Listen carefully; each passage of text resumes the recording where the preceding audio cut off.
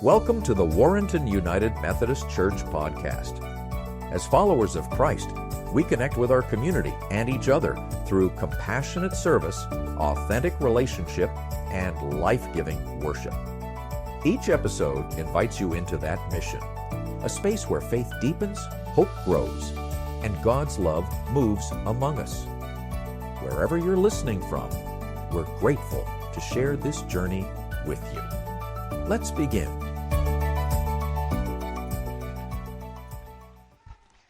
Well, here we are, second week of our Speak Life series, where we're looking at the power of words, and our children's time last week really nailed it. And somebody said this week during one of the listening sessions, I love the children's time because sometimes I get more out of that than the sermon. It's okay, I don't think they're the only one. Me too, sometimes, you know. But I'm going to give it my best, and basically we're going to reinforce what Jay already helped us with this morning as we were listening in on that, and what we know to be true, right? Because the thing about the Christian life, especially in the United Methodist Church, is we believe that we are on a journey to sanctification.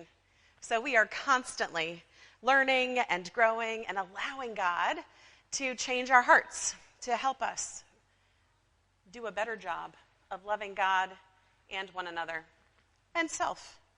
And so having the opportunity to take a look at, okay, where does God need to convict me? Where am I not doing that? Where does God need to sanctify me is precisely the name of the game. And so that's what we're doing in this series. We're looking at the power of words and where we need to pay attention to the way that we use our words. And the power that words have to bless and how they can curse, and ultimately so that we can be people who use words well and who can be the blessing that we know we want to be. We seek to be as the bearers of God's image to the world. So first, and this is a rhetorical question, I am curious how this past week's challenge went. Those of you who were here last week or who were worshiping last week and are aware of the challenge was to corner criticism and not say anything critical.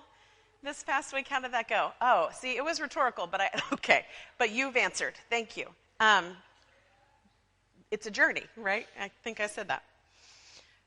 Well, so for those of you who found it to be a challenge, in every sense of the word, is it fair to say that maybe what you identified is the need to pause more?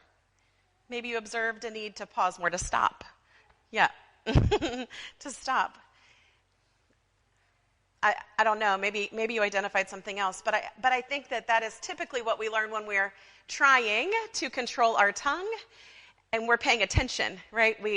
I need to stop for a second, I need to just take a pause.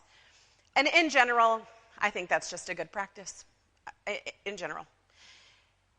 And it's a practice that, especially as we think about growing on this Christian journey and really growing in the use of our words and our ability to speak life, it's a practice that will only continue to help us, especially this week. Because this week, we're adding to the challenge, right? So this week, not only are we going to corner criticism, but this week we're also going to harness hearsay. We're going to harness hearsay. We're going to pay attention and take captive hearsay, rumors, gossip. And we're going to do that because it's not helpful. The Bible warns against it. And we've all been affected by it, haven't we? In one way or another, we have all been affected by this kind of speech. And what we know is that gossip doesn't only harm individuals. Gossip or hearsay, it can harm families, organizations, all kinds of relationships, whole communities, churches. Churches have a bad reputation for gossip, don't they? Yeah. Not here, but churches in general. Yeah, churches are known for a place where there's sometimes too much gossip. And while the size of the church or the community doesn't really make a difference when it comes to the impact of gossip, we do hear a lot of stories, and we see it a lot on TV too, about small town gossip, don't we? Yeah. Well, that's Mildred's story. Mildred has the double whammy. Mildred belonged to a small church in a small town. Church where everybody knew each other, or at least knew of each other. And Mildred, having been a part of this church for decades, and she was one of those generational church members, right? Like it was her grandma's church and her great-grandma's church. Anyway, Mildred, having been there for quite some time, had a little reputation herself. And I'm sure you can guess what it was. Everybody knew that you needed to be aware of Mildred. Because, well, Mildred was always, let's just say, making observations, right? And Mildred would disguise those observations in such a way that it almost looked like good intentions. Yep, you know what I mean. Sometimes she would even over-spiritualize her observations, right? So that it didn't appear to be as underhanded as it really was. And nobody ever called Mildred on this. Nobody ever said, Mildred, stop it. They were afraid. They were afraid to challenge Mildred. Why were they afraid to challenge Mildred? Because they were afraid that she would then talk about them, right? So they just let her do what she did. It was just Mildred. Well, then Frank moved to the area. Frank, being new to the town, had a lot to learn. He was also kind of quiet. But over time, slowly started to get to know the people in the town and the dynamics and the reputations and all of that. He started making connections and building those relationships, and that, of course, included Mildred. Started going to the same church that Mildred attended, and one Sunday morning, after Frank had been there for a little while, long enough for people to know who Frank was, but not too long for Frank to really be, super ingrained in the community, Mildred started walking up to people. And in her conversations with them, she would say, "Hey, I'm worried about Frank. Do you know Frank? I'm worried about him." And, what would they say? "Oh, what do you mean? What's wrong with Frank? What's going on?"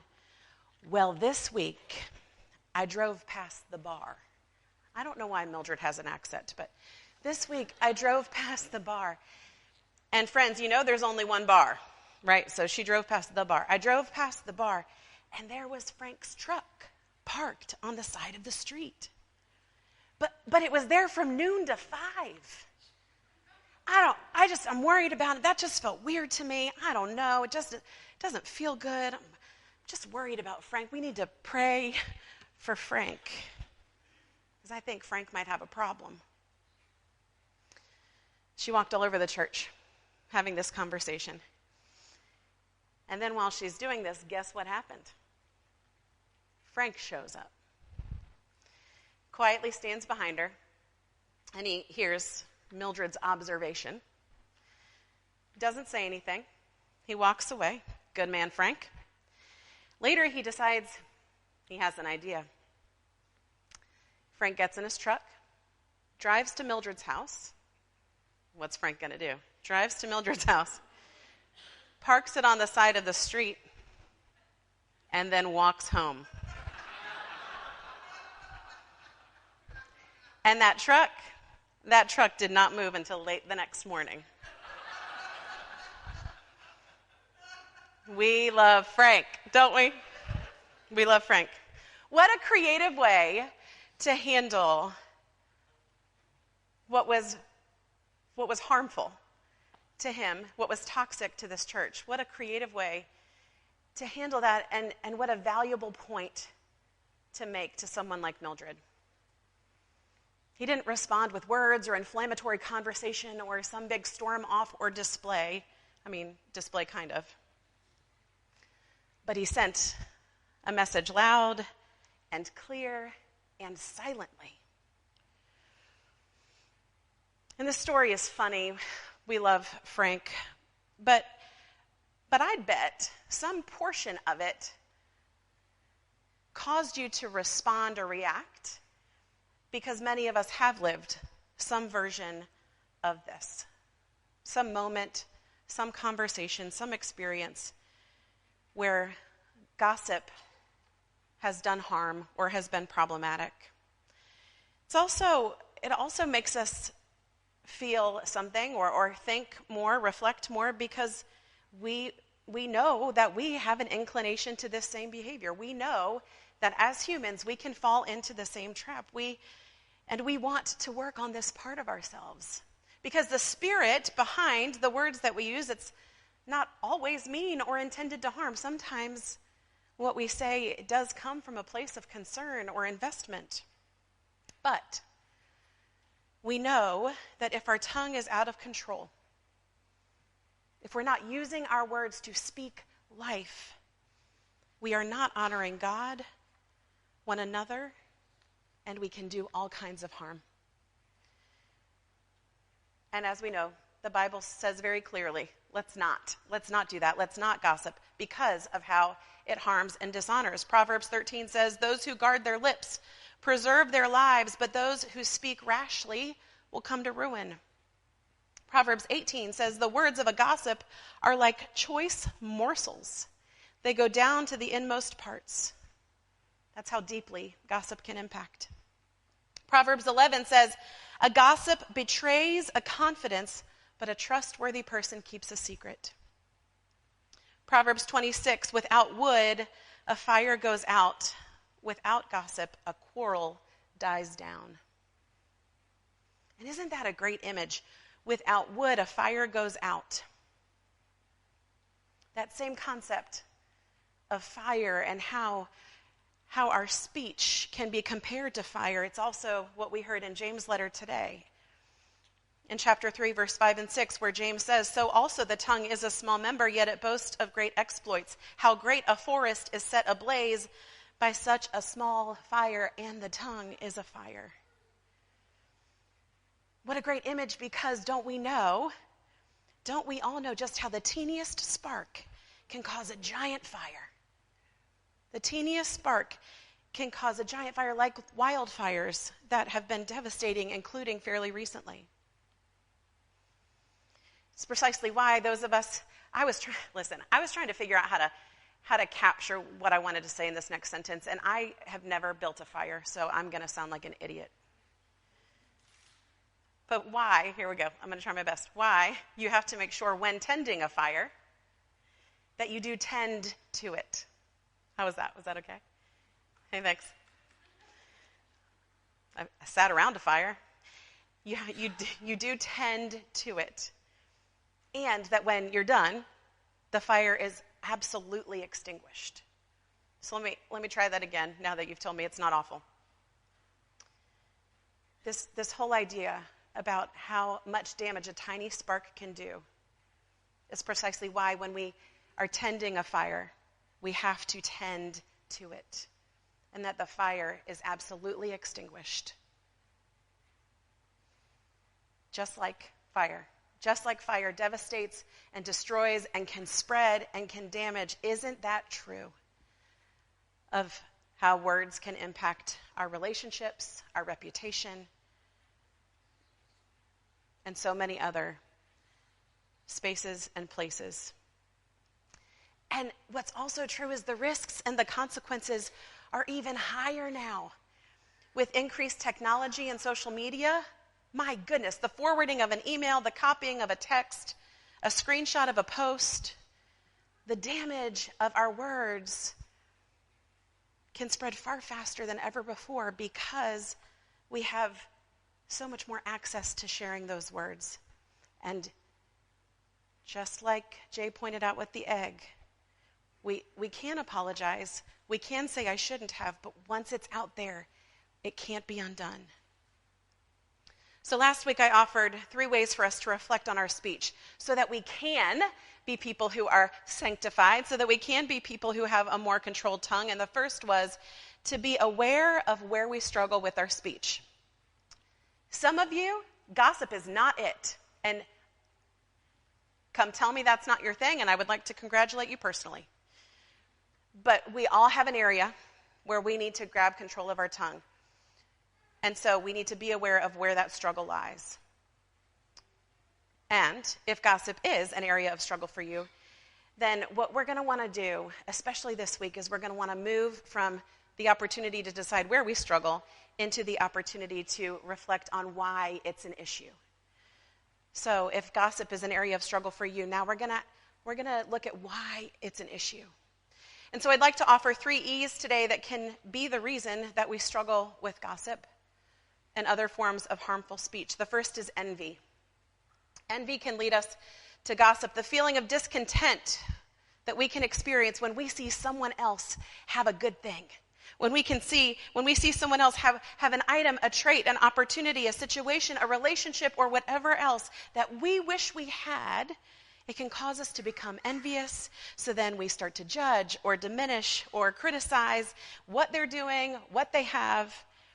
We look for fault so that we can look down upon them and therefore feel better about ourselves,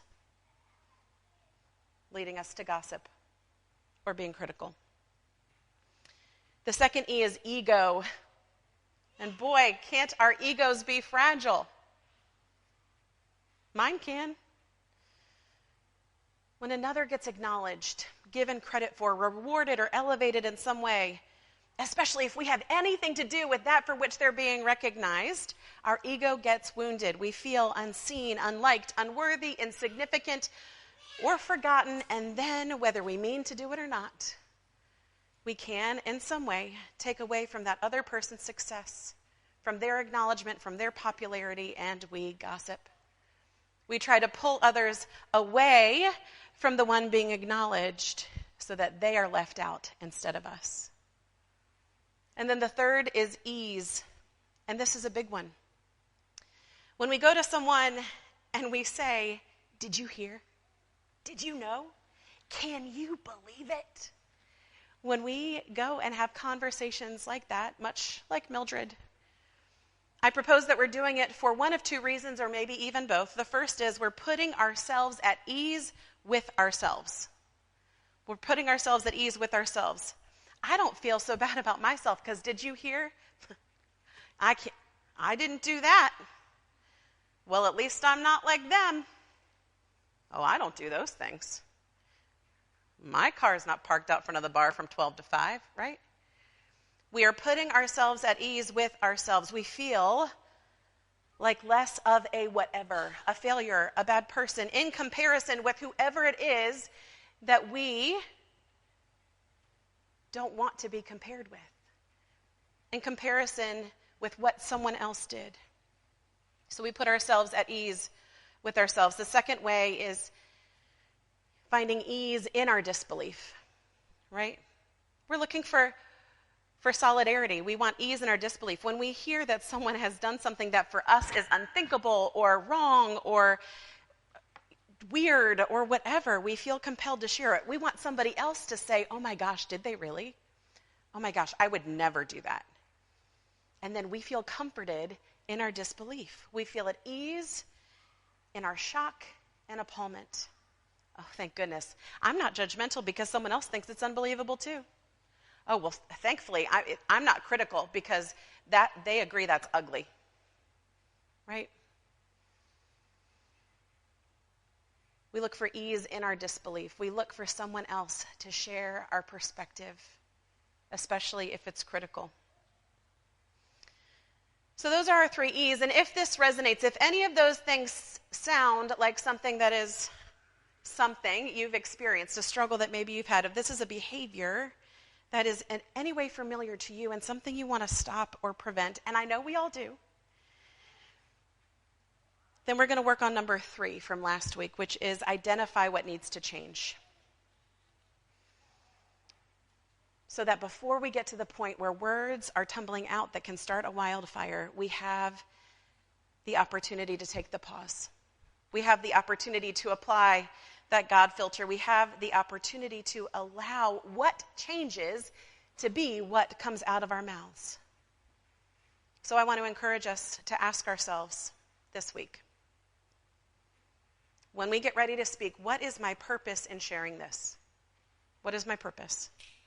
Am I looking for ease? Am I looking for comfort? Am I looking for solidarity? Am I looking for affirmation? What is my purpose in sharing this? Then we're going to reframe our response. when it comes to being drawn into gossip and somebody comes to you and says, did you hear? Can you believe? Do you know what's going on with? Here's our new response.